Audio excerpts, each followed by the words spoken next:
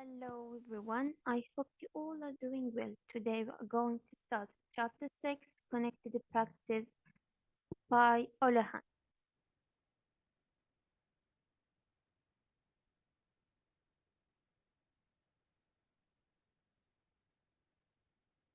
This chapter introduces the practice theory developed by Fyodor Ch6-ConnectedPractices, who is a professor of geography and of philosophy and sociology. This theory, the practice theory, is active today in a range of social disciplines, including many fields, and we will see how this can be related to translation and any organization that works in the field of translation. Practice theory offers translation scholars an alternative approach for considering the relations between translation and other practices.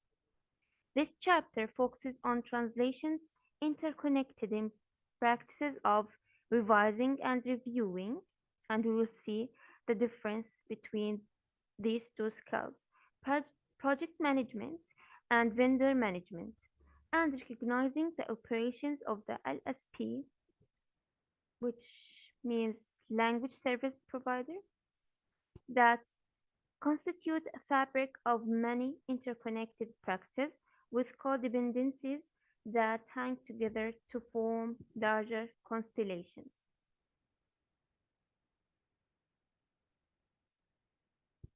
It also includes the intertwining of translation with other practices in the complex of publishing and in the complex of translator education. The chapter concludes with an examination of how practitioners can constitute the crossing point for translation-related practices. Before we start with these topics, we have like a short introduction. So let's start with it. The social world is conceptualized as a heterogeneous, which means content, and modulating weave of practices according to Ch6-ConnectedPractices, or as a total nexus, which means connections, relations of interconnected human practices, also according to Ch6-ConnectedPractices. This plenum of practices is described as one gigantic maze of practices and arrangements. Practices and the constellations of practices can be divided into three-dimensional spatial material layouts. We, humans, proceed over time, living our lives through those given practices, coexisting with those who participate in the same practice, but also those who participate in practices that hang together or are connected with ours. Another important view of Ch6-ConnectedPractices is that this plenum of practice is a flat ontology. There are no micro, meso, or macro phenomena, but simply practices and constellations of smaller and larger spatiotemporal spread.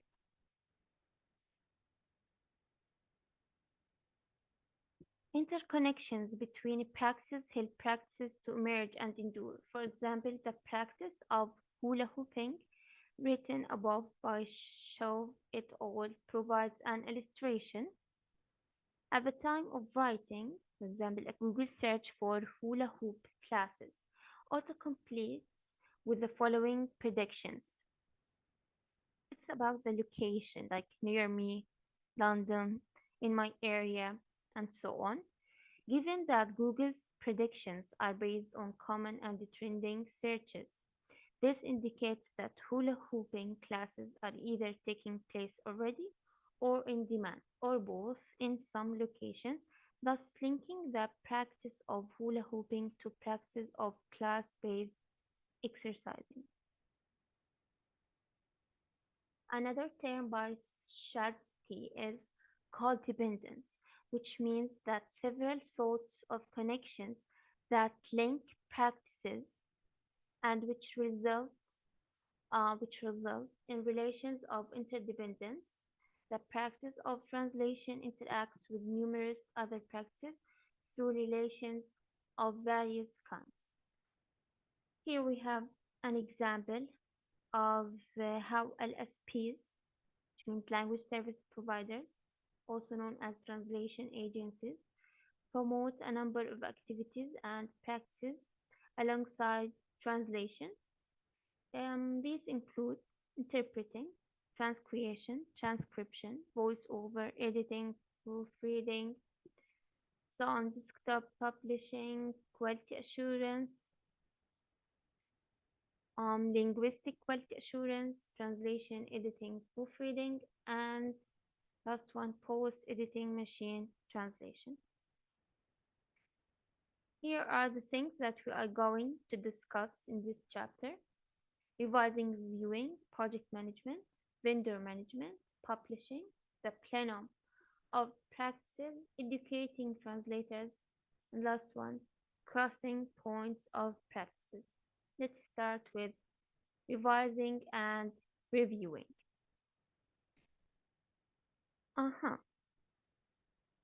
To understand the difference between revising and reviewing, like in a nutshell, I can say that to show the difference between them, to review something, we only look at it and think about it. But when we revise something, we can change it to make it better. That's for me, at least, or in general. A confusing array of terms is used for some of the practices that can follow translation. So we understand from that that revising and reviewing are two practices which come after translation. And we have another practice, for example, checking, proofreading, editing, post-editing. In different contexts, almost all of them may be used to mean activities that include cursory inspection of document formatting or layout, or a monolingual reading of the translation for coherence and completeness, or a bilingual sentence-by-sentence comparison of the translation against the source text.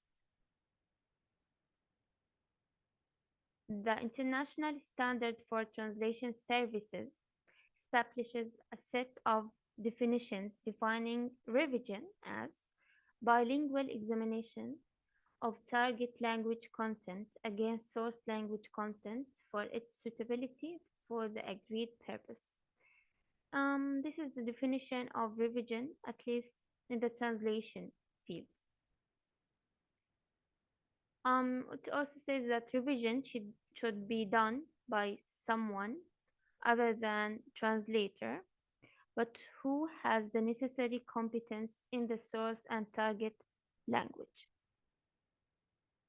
Review, by contrast, is a monolingual examination of the target language content for its suitability for the agreed purpose. Here we have another two skills. Proofreading is the term reserved for examining the revised target language content and applying corrections, usually before printing.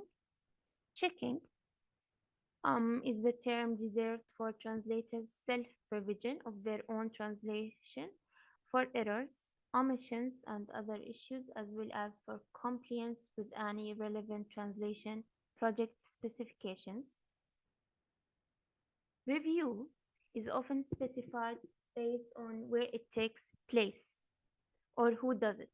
In country review, online review, client review, customer review can also be specified in terms of the object or quality to be reviewed, typically content review or language quality review.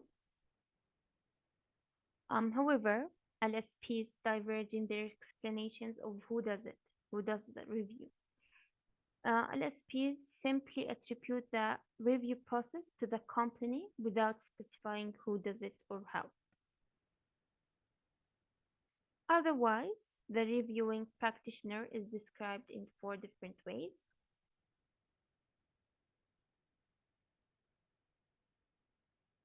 Um, Reviewing is carried out or done by an editor, professional experience in-house, or a proofreader, or by a second translator who may be technical, certified, senior, or specialist, or by a third party or an independent subject expert.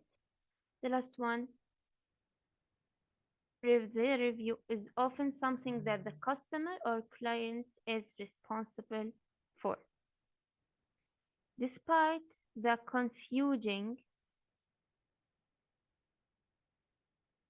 of terminology, practitioners are aware of their participation in the practice of revising or reviewing, and the practices are thus recognizable in their enactment.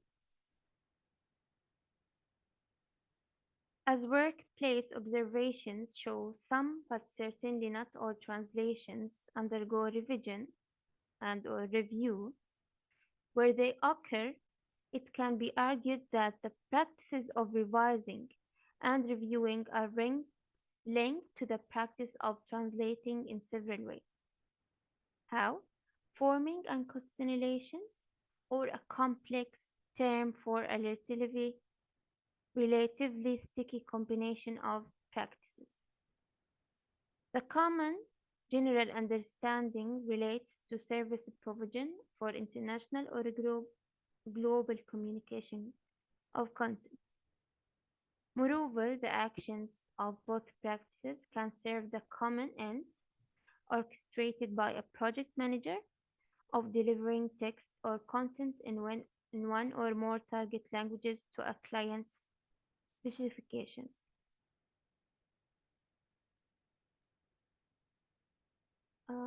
We are going to discuss this scenario, I think, after this slide. Yes, where it's about how, like a chain, it gives an example of how translation and revising and reviewing works on LSP, but it's small one. Where translators and revisers work in-house, the practices share many other materials. In the roles of infrastructures, devices, and resources, the practices are linked via know-how, which means knowledge. It seems rather obvious to state that translator must be precede revising or reviewing, as we said. This sequencing is usually won by the project managing practices. More specifically, we can consider translating and revising as practices that are linked by chains of action. To outline a generalized scenario for illustration,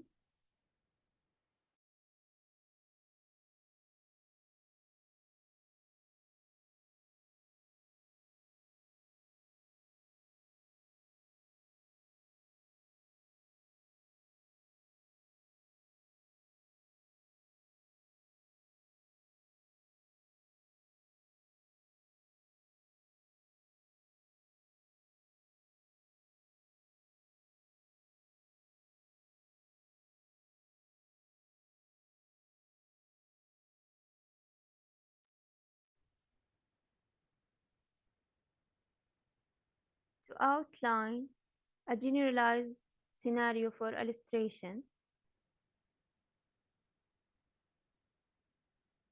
So now we have the translator, translation draft via cloud base, and the manager.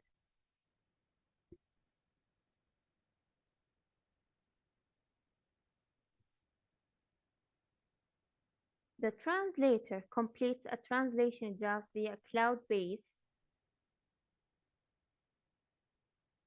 shared access for both translator and reviser.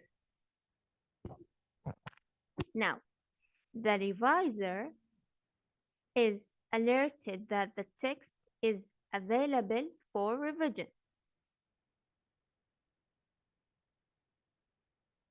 So the reviser performs a comparison of source text and the translation, making some essential changes directly on the text, which are tracked, and adding some queries in comment boxes for the translator to address.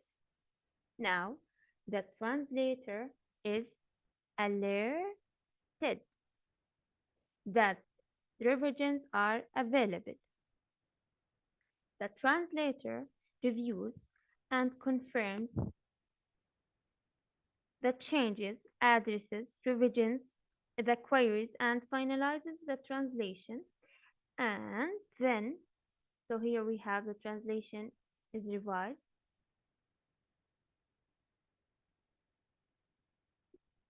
And the project manager then proceeds with a series of other activities leading to the eventual delivery of the translation to the client. This is a simplified account of a simplified chain of actions. The chain could have more links and deviations, and it could bifurcate or coalesce with other change. It could يعني incorporate with other change, with other chains. Sorry. Now let's move to the next topic, which is project management. Ch6-ConnectedPractices argues that much of social life can be explained in terms of action chains. They form a kind of causal thread in social life. An action within a chain of action may trigger another activity in a different practice, bringing the practice of project managing into the picture highlights the centrality of those action chains and how they circulate or pass through practices. An example, the buying and selling of translation. From an initial inquiry by a client through to the delivery of a translation, payment, and client feedback can be seen as a series of action chains involving interactions of various kinds. Here we have like many examples of action chains. One chain can be conceived as involving the exchange of services and labor for financial reward. Other may be shorter, involving, for example, the negotiation of deadlines or delivery formats, or so on. Some connected practices are co-located with the client rather than LSP. For example, the client's practice of procurement, purchasing, budgetary control, and quality assurance. Many of these chains crisscross in the actions performed by the project manager. In an earlier account of work practice, Olohan and Daviti examine numerous aspects of how project managing is performed in LSP1 and LSP2 with an explicit focus on the dynamics of trusting. We seek instead to account for the interactional, affective, and emotional dimensions of trusting, approaching it as an emergent dynamic concept of trusting and foregrounding the situated interactions between project managers, clients, and the freelance translators. As is typical in language services, there is no direct contact between clients and translators in those workplaces. The intermediation of the project manager is key to the performance of the transaction of supplying translation services. The actions that form chains belong to a range of different practices, which can therefore be understood as hanging together in a constellation of practices. In some LSP, chains of action can affect a recognition of project manager managing practices, essentially splitting the practice into two. In those cases, the client interactions are mediated through an account manager, while a project manager interacts with the translators and performs other activities to manage the translation assignment once it has been procured from the client. Here we are discussing the job of project manager. Now let's move to the next topic, which is vendor management. I like to make a connection between vendor management and vending machine. Like make it it makes it easier for me to understand this concept or this topic. Vendors are linguists who sell their services to the LSP in a nutshell. Let's see how Olohan discussed this topic. Project managers typically allocate translation assignments to freelance translators by selecting suitable translators from the LSP's substantial database of translators, basing their judgments on the data that has been recorded there.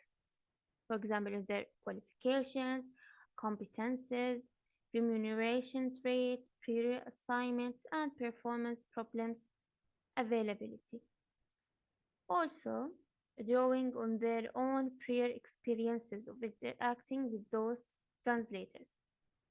The process of finding and testing these freelance translators is done by a manager, managing director, or a project manager.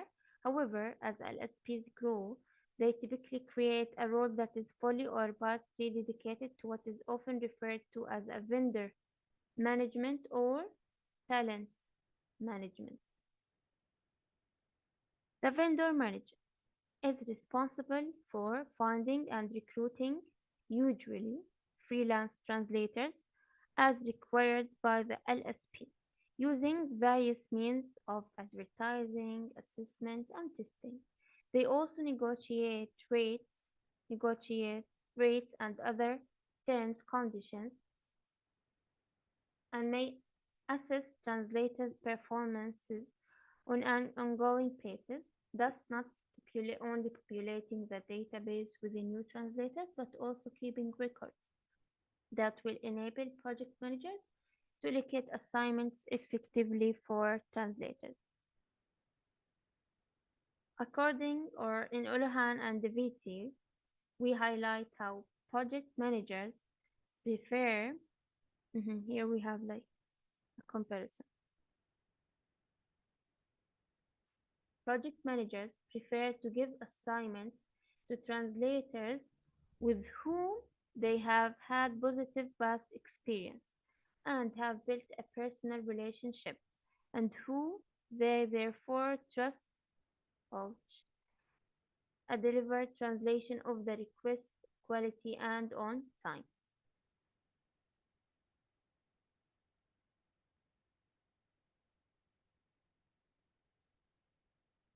By contrast, the vendor manager in LSP2 encourages project managers to try new people.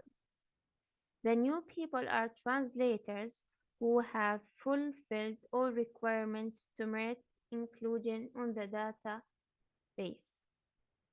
The vendor manager's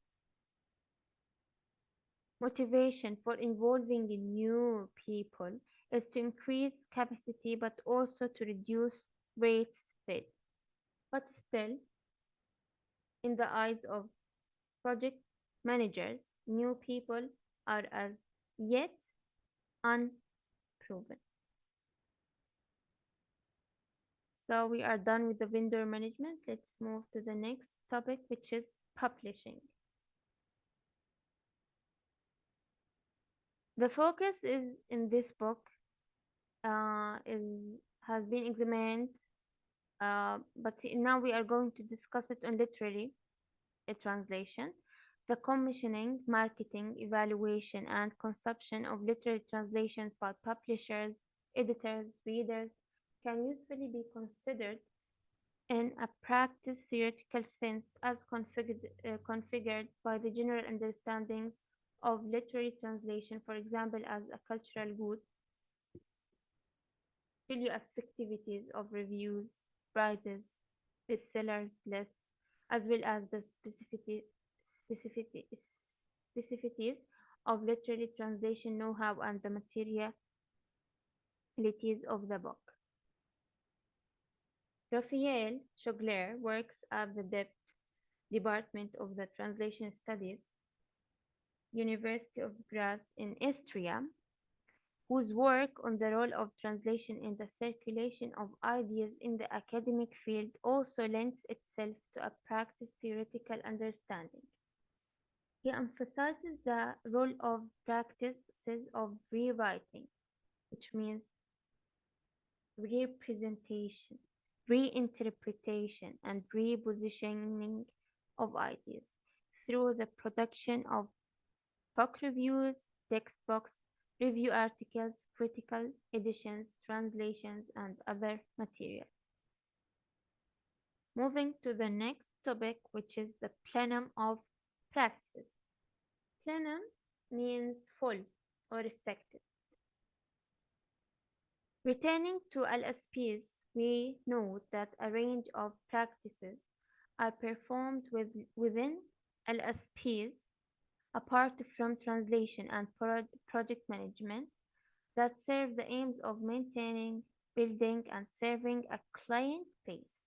Depending on structures, senior managers may engage in these practices alongside other people appointed to business development or sales focused roles. Interconnecting practices also extend beyond individual LSPs. As an example, consider the merger of and acquisition activities of the international language services sector. Acquisition means a transaction in which one party buys some or all of a company's shares, potentially leading to consolidation or merger with the parent company. Acquiring other companies can serve many purposes. First, it can allow the company to expand its products, lines, or offerings. Second, it can cut down costs. Let's see how we are going to apply this in the translation field, including language service providers. Language service providers have both acquired and been acquired by companies other than language service providers for reasons of synergy. For example, an LSP buys a dubbing studio, or an e-commerce company buys an LSP. The latest Slater market report attributes the relatively acquisitive activity in the language services sector to a number of possible factors. First, the fact that capital is cheap and available. Motivations on the part of the LSPs being acquired is that some of the language service providers, are backed by private equity firms who now want to cash in on their investment. Others are companies founded in the 1990s whose owners may now be seeking to sell and exit the market. Others may be exiting due to uncertainties regarding future prospects or their ability to remain competitive. Such activities can cause problems. Translators at LSP3 translate for two of the large LSPs who have merged since this field work took place. For those translators, at the time of the writer's observations, their work entailed using two different client portals and two different translation machine interfaces, one of which translation memory, interfaces, one of which was roundly criticized by the translators for a distinct lack of user friendliness. These kinds of periods of transition and commercial change are not unique to the language services sector, but in some other sectors, at least, they are given much more scholarly attention than in translation studies, where they are largely overlooked or not considered relevant when the translated product or even the translator is the prime focus. Moving to educating translators. The practice of educating translators in a higher education institution is heavily enmeshed with other practices that transpire in the complex of education. These may or may not be practices that are co-located in the classroom or that involve both university students and staff as participants. They also include administrative research practices. For instance, in the translator training classroom, the practice of learning and the practice of translating are intertwined. The practice of learning is configured through meanings, materials, and competences, some of which are shared with other practices of the university. In turn, the distinction between the practice of learning and the practice of translating, as well as the interconnections between the two in the translator training classroom, account for the mismatched meanings that emerge when representatives from LSPs and academics compare notes on translator training and education. We can link this to the differences between teaching and learning practices in the academic field.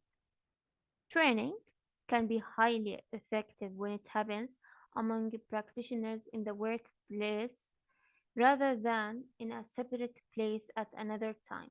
This practice theoretical approach lends further weight to the importance of engaging translation students in relevant workplace practices through internships or placements, where institutional practices present various a range of other configurations for practice-based learning have been shown to provide sites for students, translation students, to develop knowing in practice. For example, as in group projects, student translation companies, and ethnic translation projects.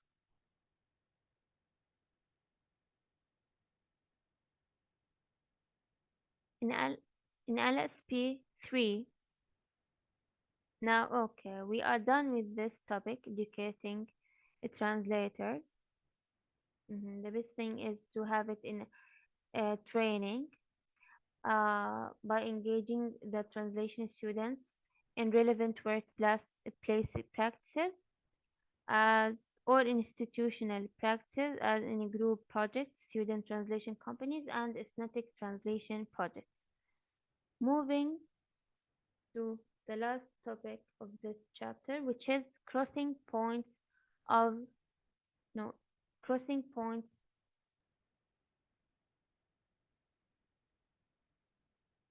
of practices. In LSP3, numerous employees have been recruited and are working in a hybrid role.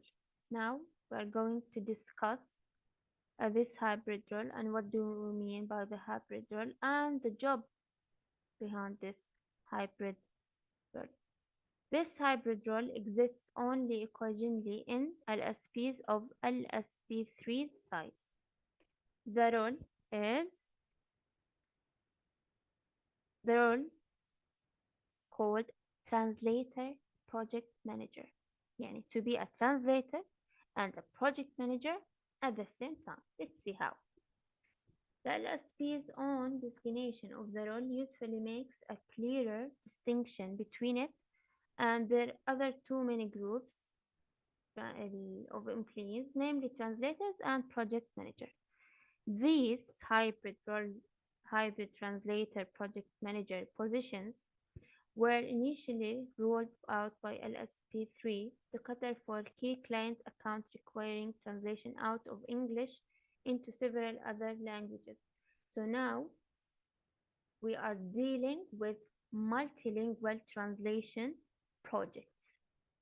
The need for the hybrid role arose from a particular form of expansion of LSP3's operations alongside what could be described as traditional translation assignments, for example, operating manuals for technical equipment. LSP3 are handling an increasing number of transactions, and these take the form of a greater number of smaller jobs with tighter turnaround times.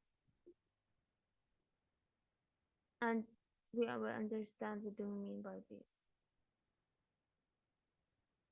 In advertising to fill this hybrid role, LSP3 describes the position as involving the translation and localization of content, working in a team of translators, as well as the project management of work assigned to freelance translators and the provision of services and support for one or more key client accounts.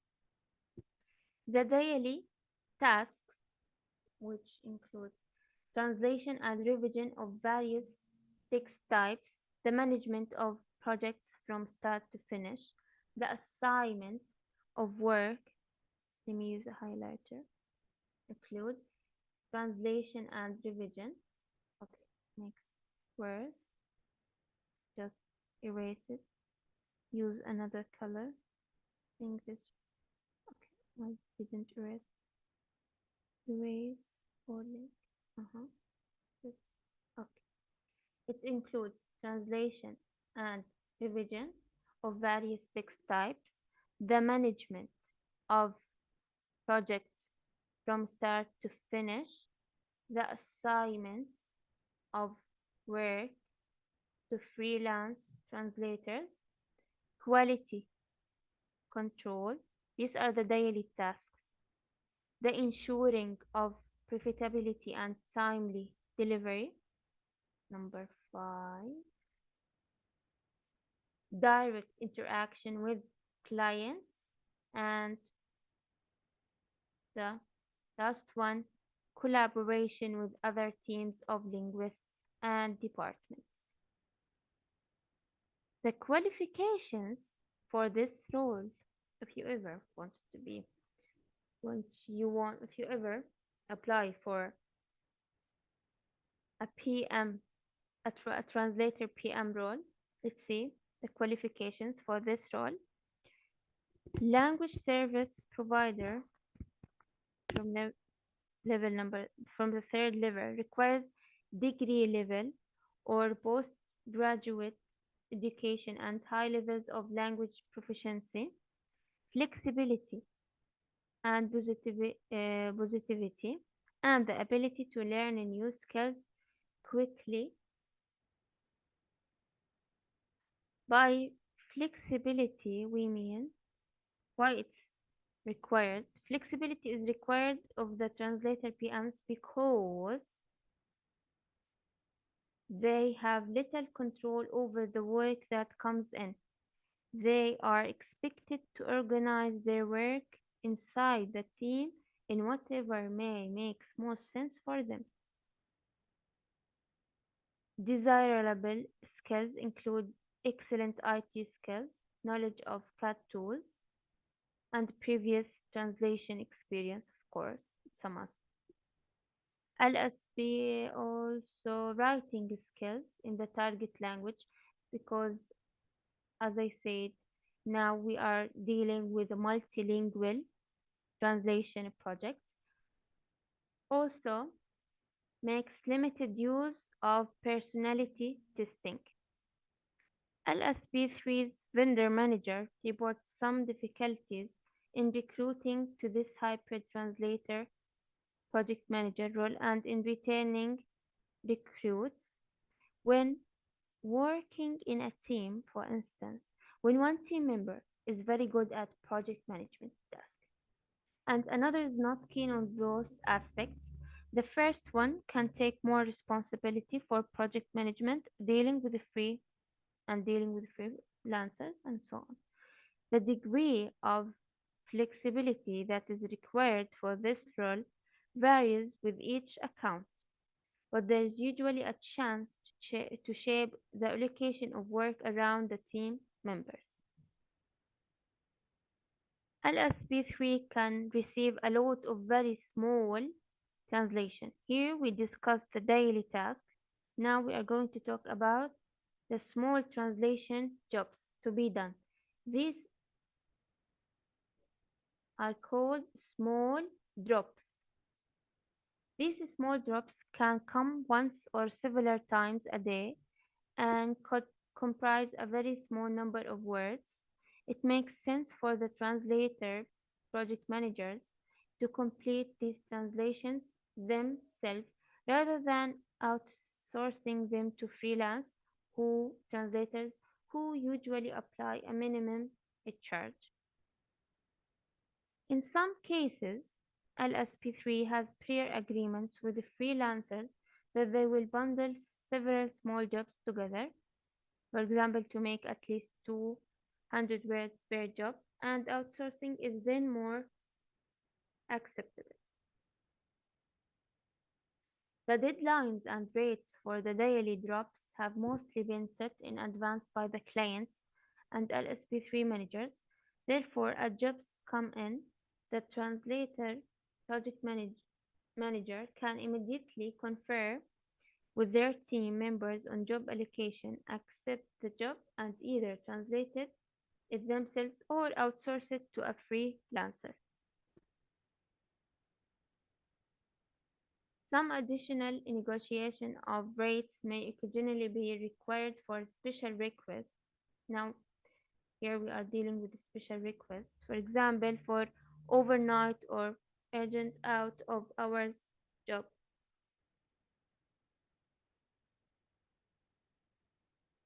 From time to time, translator project managers agree to complete a quick job. Here we have a quick job, small drops, special request, cop job, and daily task. The quick job, for example, small update.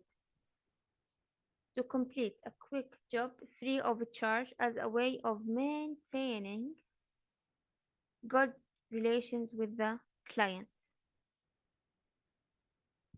Revision of translations is then done within the team. With very small jobs often not requiring revisions, but some difficult assignments requiring extra care at the revision stage, team members give and receive feedback through this revision process. A team leader explains that the translator project managers build up a specialized experience with the work they do for their specific clients, so they become very effective and efficient in their specific areas of expertise. Context checks. After the content has been delivered, also known as language sign off or in context review. This could, for example, involve the translator project manager reviewing the content in a website, tool, app, pop up, PDF, or in a DTP format. Translator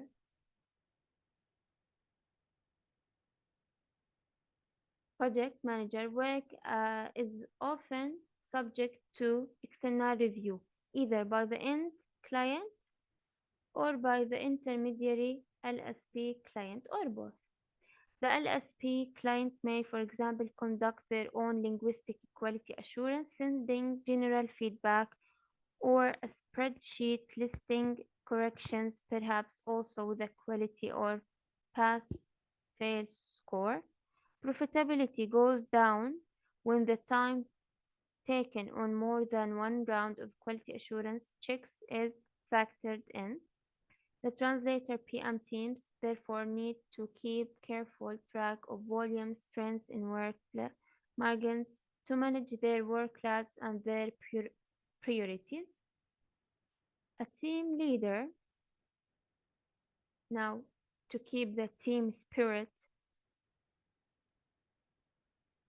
So the team leader notes how new staff are encouraged to communicate with their team members.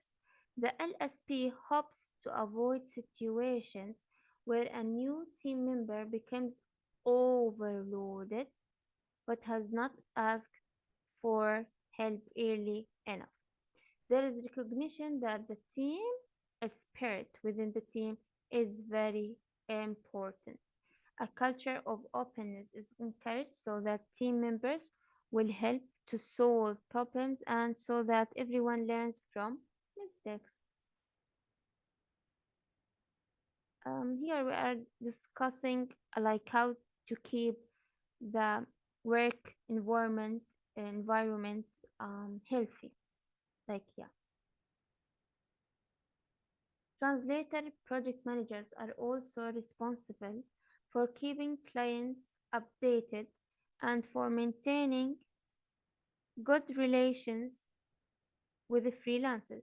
This is described by the team leader as requiring give and take, and is illustrated through a particular example of large multinational and clients who considered acceptable to demand that work be assigned and completed overnight.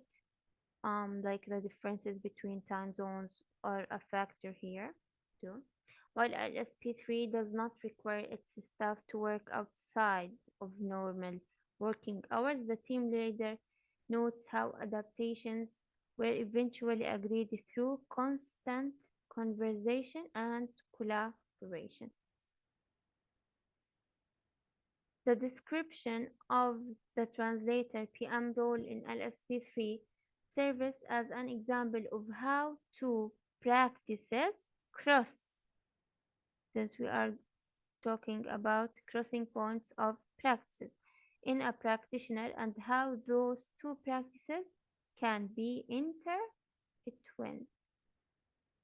Freelance translators who are commissioned by direct clients rather than LSPs also combine activity. Also, freelancers can combine activities of project managing practice with translating practice with a slightly, of course, different configuration. And that's it. Thank you for listening.